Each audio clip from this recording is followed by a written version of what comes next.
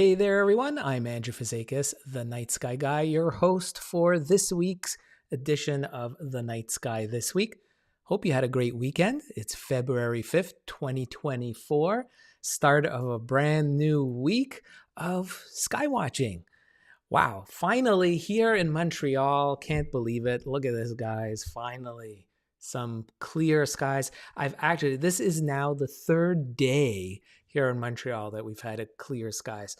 Just incredible run. I'm like so giddy happy about this because look at this. This is just gorgeous to have these clear. It's actually been a long wait for me here in Montreal. I have to tell you, it's just been such gray skies for weeks and weeks and hardly any chances of having clear sky. And when there is clear skies at night, it goes down to like minus 20. It's real Celsius. It's really not been great. But this weekend, fantastic. I've been out doing sky watching for two days, doing some astrophotography as well, trying out some new equipment. I'm really excited that I'll be sharing with you in the coming weeks. There's some really cool things that I have in store that I'm gonna love to be able to share with you guys. Some fun things, add-ons to the things that I've been offering here for you guys.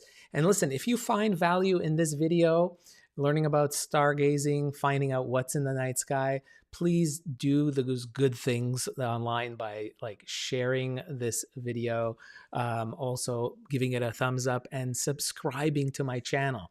Whether you're watching on YouTube, Facebook, or wherever on social you're watching, please do show your support by subscribing, because that allows me to bring these shows to you every week for free. Love doing that. And so why don't we just jump right in? Love to hear your comments in the meantime, too. If you guys are, where you were watching from, questions, things. I love looking through where all my stargazing friends, all of you, are around the world. And what we're talking about is applicable to anywhere around the world. So I see Jack right there. Great of you to join us from Santa Monica, California. Blue skies for you, maybe not as rare as for me. I would say about 65% of the time it is cloudy here in Montreal. So when you do get clear skies here, you try to jump on it and take advantage. Like where I go to a park where like a municipal park in my local area. And usually it's completely empty, but I found like a couple of other amateur astronomers hanging out in the parking lot as well. Totally, I understand. Everyone's taking advantage of clear skies when they have. So here we are. We've got the night set up here for Monday, February 5th, as we're doing this live stream. And of course, still in the game for skywatchers is that lonely planet Saturn hanging in the southwest skies soon after sunset. So take a look at that if you've got a chance. We're going to scoot off. This is like, the sun is setting later, which is great. This is an hour after sunset I've got here. Look at that. You've got Jupiter. Let me just zoom out here. There you go. There is Jupiter in the skies, hanging in the upper southwestern skies, really high up, more than halfway to the zenith if you're around the 45-degree latitude mark.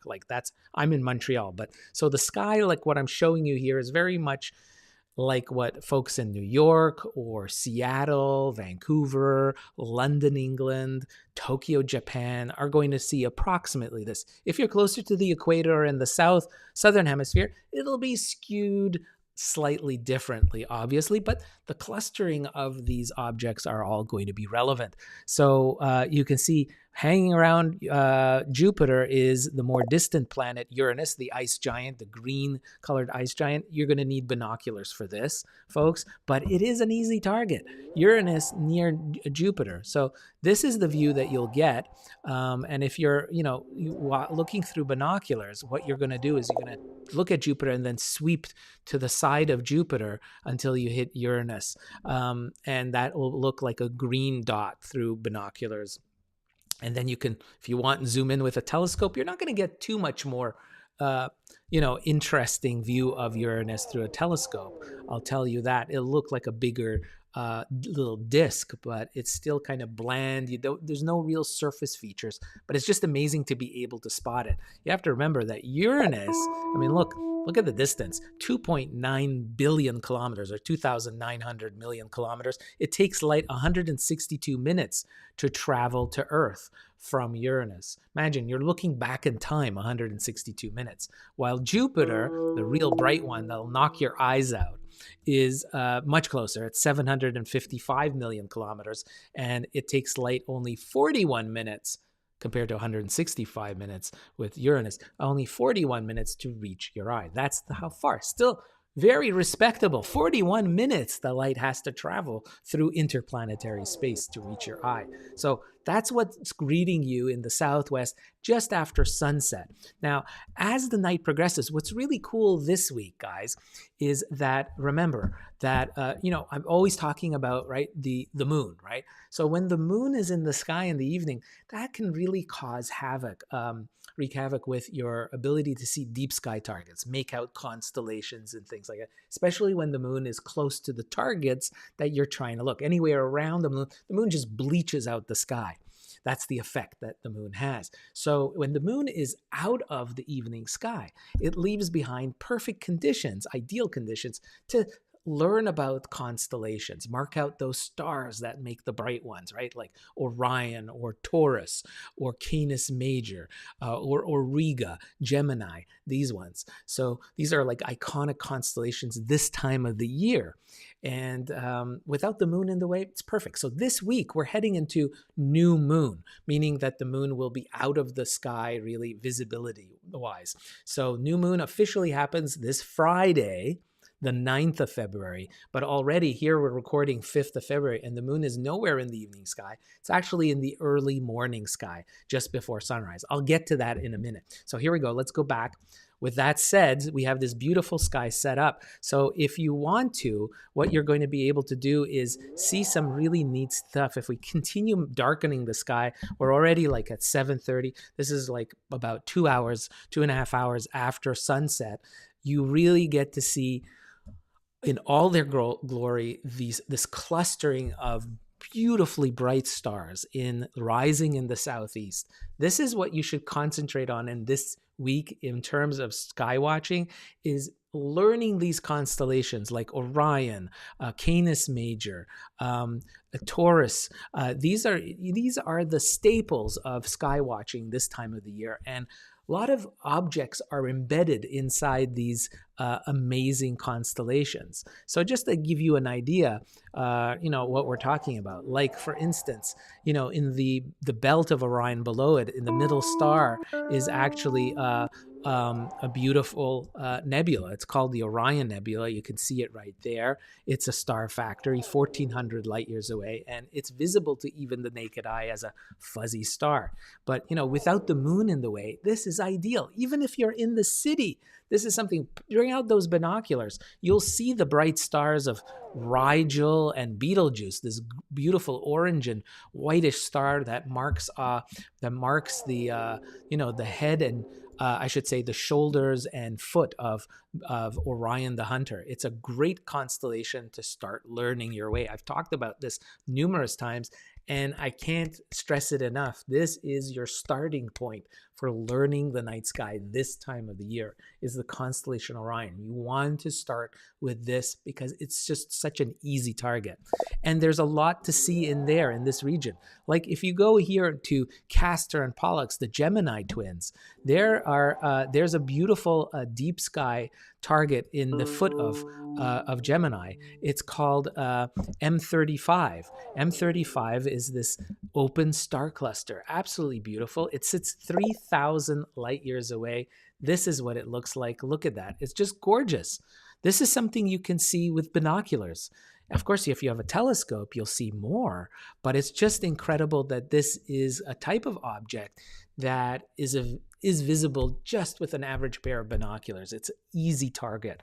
And, you have Gemini right here, the Castor and Pollux duo to one side, and then you have Orion on the other side, just guiding you to this beautiful open cluster, making, these guideposts are making them essential for finding deep sky targets. So highly recommend it. Great to see people joining in. There's Sphere on YouTube watching. Hello. Catherine on Facebook. What do we've got here? We have Lucana also. Happy birthday to my sister, Rosa Williamson. Happy birthday, Rosa.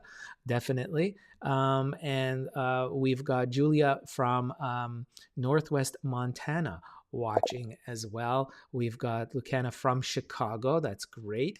And Lynn is Derbyshire, England. Overcast and very breezy here. Yes, I know what you're talking about. That's what I've had. So I'm kind of giddy right now with my blue skies that I'm experiencing here. It's just rare right these days. So here we are. So I would explore this part of the sky. You can see that you've got Jupiter also there guiding you. So where this clustering of beautiful constellations are.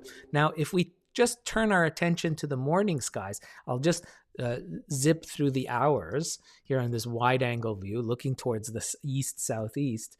You'll see as the morning approaches, this is Tuesday, February 6th. You'll see that just before sunrise, let me put that at dawn, basically, and we'll zoom in, and you'll see that if you're an early bird, it's a beautiful time to get up about 45 minutes before your local sunrise, and you'll see this crescent moon rising near Venus. So Venus is this super bright star-like object pinning down the southeast, and then off to its right is the crescent moon. This will be reversed for you, those of you in the southern hemisphere, but the same site, it will be there, the pairing of this. If we go to one day more, so this is Tuesday, February 6th, February 7th, you even have a thinner crescent moon, and pairing with Venus even closer.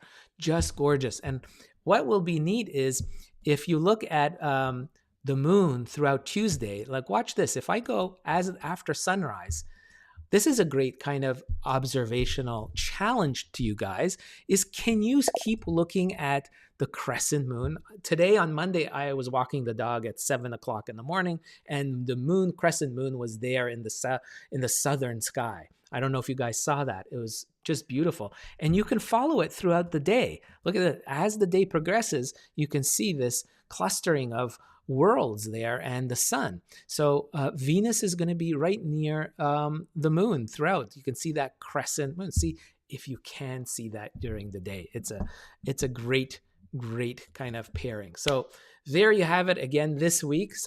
Few tidbits of interesting things. I'll put sky charts up if you're interested in these things, of course. Don't forget my backyard guide to the night sky. I have dedicated signed copies for international shipping on my website. It's a great pocketbook. It's a bestseller. And if you're interested in something more beefier, you've got the Stargazers Atlas, again, also out by National Geographic. So you know it is amazing quality. The cartography, the mapping is exquisite. And I've personally curated amazing deep sky tours for all 88 constellations that are visible around the world, all there. And not to mention amazing guides towards the connection of the night sky with humanity in general. Just some really, really cool things out there. Look at that. Blue skies, guys. I'm going to be going out stargazing. I'll try to share some things with you about the night sky tonight if I can while I'm out there, if it's not too cold. I'll be looking at your comments. Do continue putting comments even after the show. Hey, if you like this and you find value, please do share this with your friends and family, and do subscribe to my channel. Hit that notification button. All that good stuff means a lot to me. Thank you so much. I hope you stay safe and healthy. And of course, as always, what do I wish? I wish all of you guys, clear skies for this coming weekend. I'm watching all your comments. You guys are great. Thanks so much for your support. I'll see you soon. Bye-bye. Wow.